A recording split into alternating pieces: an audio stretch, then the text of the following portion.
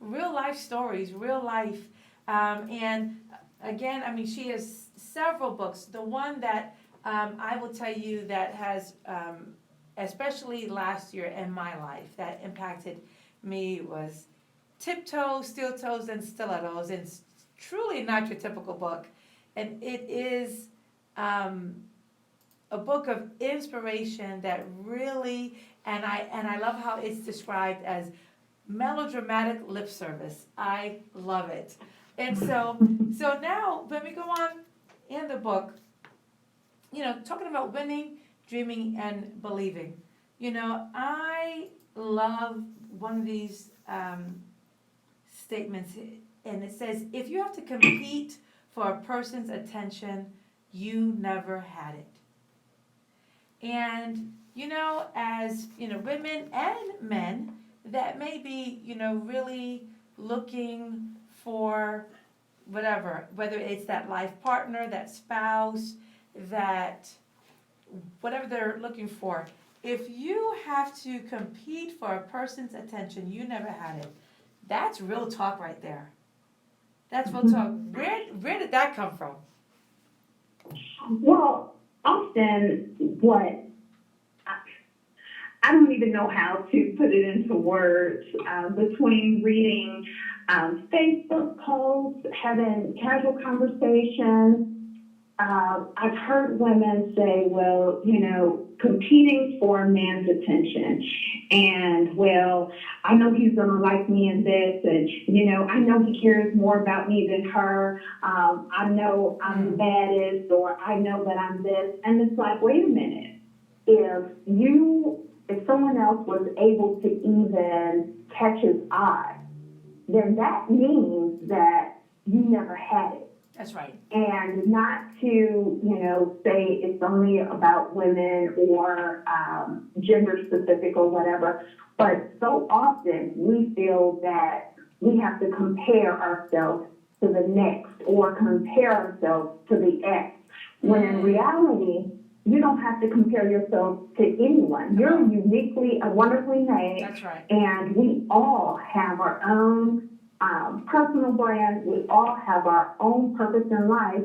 So regardless if you wear the tight dress or for the guys who work on their biceps and their triceps, at the end of the day, if a person doesn't recognize who you are, exactly, they'll never respect you for who you are. Because first you have to recognize it before you can respect it. Come on. That was, what?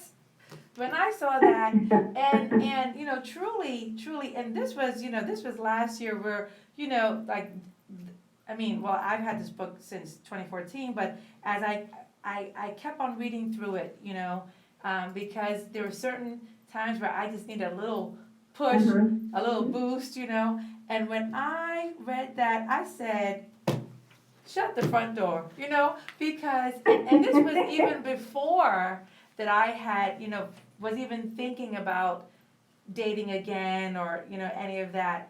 And then when I met Shane, I think that so many women, they don't know their value, right? Exactly. And so, and even for certain men, that maybe have been hurt or just beat upon, but I would say more often than not, it's the women that don't know their value. And they just, and I remember the day that we met, it was a business lunch. I wasn't even looking for anybody. I was all about business, and you know me, I'm straight about business when it's time for business, right? And so when he walked me to my car, and when I really realized that he was asking me out on a date, I was like, what? But I kept cool, right? I was like, sure. But I knew from the very beginning, I was the full package. I was the prize. And exactly. Okay, say that one more time. You are the prize to be won. I was the prize, right. And so many women miss that. They feel, you know what, if I make Alison look bad, it's going to make Deondriea look better. When in actuality, you cannot stifle someone else's shine. Exactly. And it's like, what is for you is for you, and what's not for you, it's not going to be for you. Exactly. So when we look at the story of, Ruth and, everyone says, well, I'm waiting for my Boaz and Boaz is coming to get me. And if they study the story, Ruth wasn't looking for no man. She wasn't comparing herself to anybody else. She wasn't saying, well, oh, she wears her hair like that. Or, well, she does this. She does that. She was in her own space, pursuing her own goals and not looking around to see what everybody else was doing. Right. And as women, we are the prize. We bring favor to the man. We bring honor to him.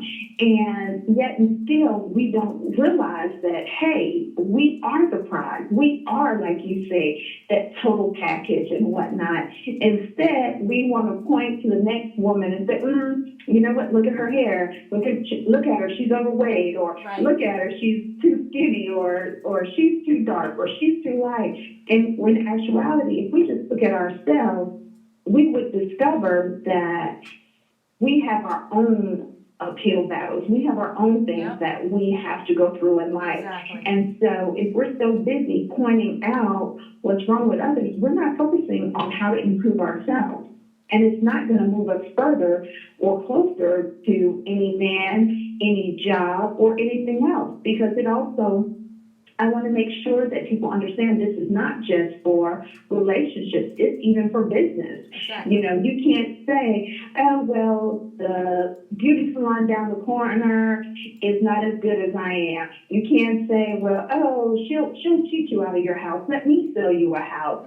And instead of saying how bad someone else is, focus on how great you are. And like I say, that goes for personal and professional. Well, and I was just going to talk about, because when you said even in business, right, or on your job, because I always tell people, even if you have a 9 to 5, view your job, your position as your business. So let's talk about, winning, dreaming, and believing, like in your book, branding yourself for success. What would be maybe 2 key things that you would share with people in branding themselves, whether they work for someone else or they have their own business? First and foremost, I would say that they need to establish your own unique promise of value. What makes you who you are? And when you think about that, part 2 of that is you should be able to say what you do in 8 words or less. And especially whether we're mothers, whether we're employees or entrepreneurs, we tend to say what we do or how we do it rather than the value of what we do. Wow. And I've had people tell me this, and I'm pretty sure you've encountered this at a networking event, and you say, oh, what do you do? And they're like, oh, it's hard for me to explain. And it's like, well, if it's hard for you to explain, then you might want to redefine your brand. Right. Because so often we don't know what that unique promise of value is. And if you look at any major organization, anything, it's like, what is it that you want to be known for? What is it that you want to be the expert in? What is it that you want people to say about you when you're not in the room? Right. So that is what your brand is all about. And whether you decide to work on it or not, you have one. And most people don't realize that. If right now, if I said, oh, she's always late, someone just popped into your mind. If I said, oh my gosh, she's a prayer warrior, somebody just popped into your mind. And they didn't tell you, hey, Alison, my personal brand is that I'm a prayer warrior. Right. It was that they were able to show their unique promise of value. And it doesn't matter what it is in every aspect of life. You should be able to tie what you do in 8 words or less. If you're a business owner, you should be able to say, I provide small business accounting solutions.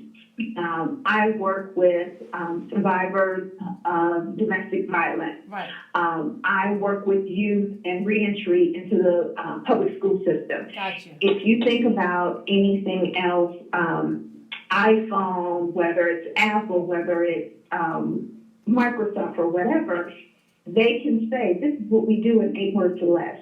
So if people really remember that, it'll help you hone into what your personal brand really is.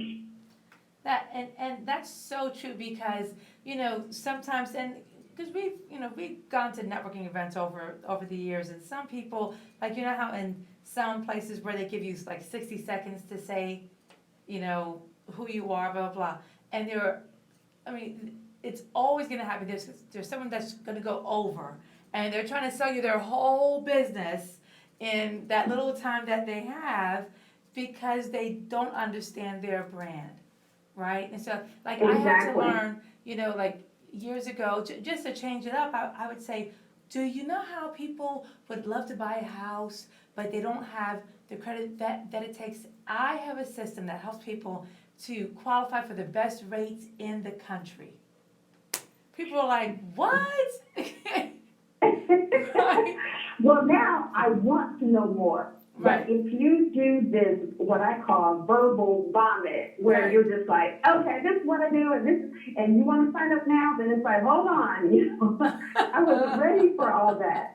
And when you start to think about it, that is how conversations begin. Oh, tell me more about how you do what you do. Right. Explain to me who your ideal client is, because so many entrepreneurs, especially, I know we have some individual contributors and employees on the line, but I'll focus on entrepreneurs. They'll say, my target audience is women. And I say, no, it can't be women. What type of women? Right. And they said, well, women. And I say, no, are you talking short women, tall women, skinny women, overweight women, divorced women, grandmother women, newly married women? And it's like, well, all women. And I said, it can't be all women. That's because what mattered to me as a single mom in my 20s is not important to me now that I'm an empty nester. Wow. And so how can you effectively market? And I've had people come back, well, I sell something everybody needs. Do everybody need it? And I'll even give them an example of, okay, McDonald's and Burger King sit next to each other, and both of them are thriving businesses. So when you look at both of those restaurants, both of them have their unique promise of value.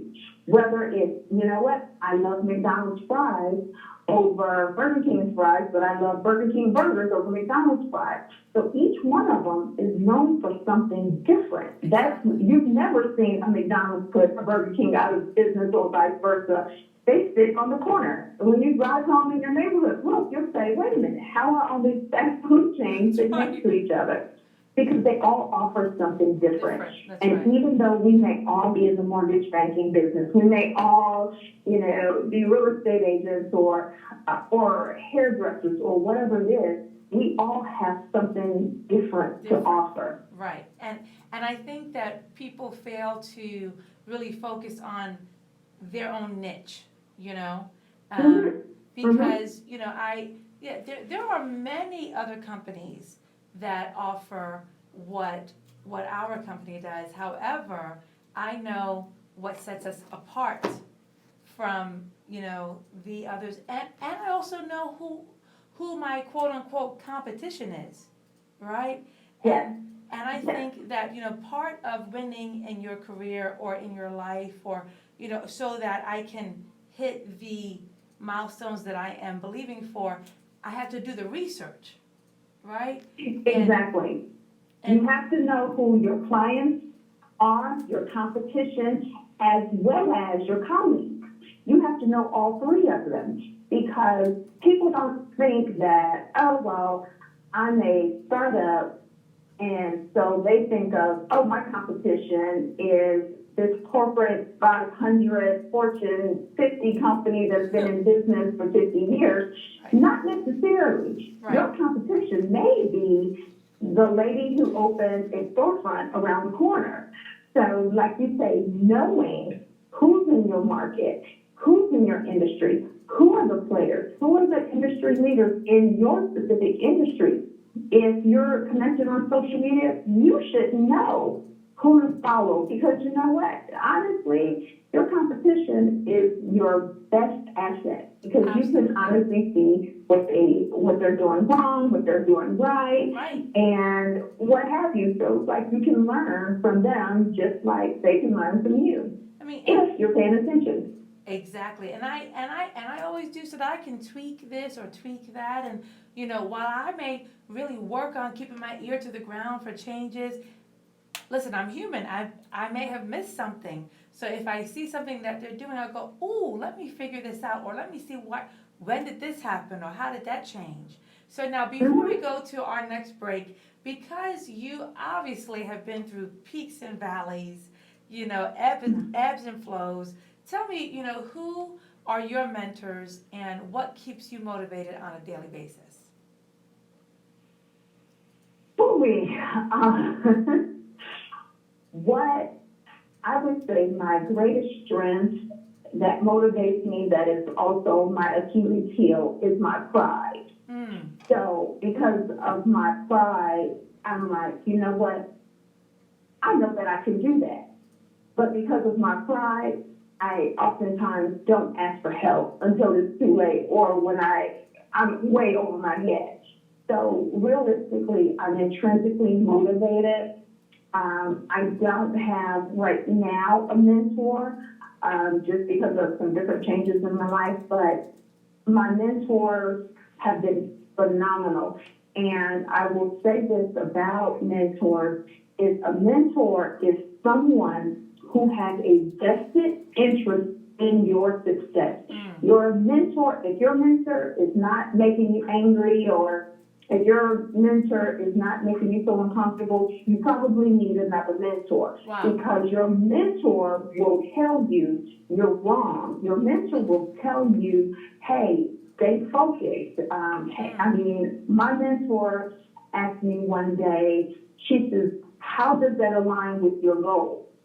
And I said, well, it's an opportunity. She said, I didn't ask you what it was. I'm asking you specifically, you said you were going to accomplish this goal. How does that align with your current goal? Wow. And no matter how many times I tried to drift away, she said no. And I had to drop this opportunity. And it was a great opportunity, but I would say definitely your mentor should be someone in the field that you want to be in. And it should be someone that, like I say, have a vested interest in your success, not just someone, because there's a difference between a coach and a mentor. Absolutely. A coach will tell you what to do. Your mentor will hold you accountable. And that's where the differences lie. Great. You know, and I think that most of us miss it. So a coach will tell you what to do, but the mentor, which is, you know what, I've always told people over the years, it's important for all of us to write a vision statement, right? And so, you know, and so I do one, you know, at the beginning of every year, dated 1 year from now, and then 5 years from now, right? And so let's say if I am you're my mentor, and so I write my vision statement, and you write this statement as if it already happened, okay? So you write it, but of course, I want to give you a copy so that you can hold me accountable. So when I call you and say, Deondriea, that's it, I'm done, I'm over it, I'm not doing it anymore, and so then you could open up and go, but Alison, what happened to blah, blah, blah, blah, blah? Because if you quit, then you give up on X, Y, and Z, right? Because exactly. And I really believe that you cannot lead people where you haven't been. You know? That is so true. That is so true. And so mentors are key. I mean, and back in the day when I was starting out my career and dreaming big, I had to first find my mentors and authors and people like Jim Rohn and Zig Ziglar until I could find some physical mentors. But we're going to come back and I have some more questions for you. But you are listening to 108 Praise Radio. We're so excited. Please tell your friends to follow us on YouTube, on tunein.com, and of course on our website, 108praiseradio.com. We'll be right back with the AliShane Show and our special guest, Deondriea Cantrice.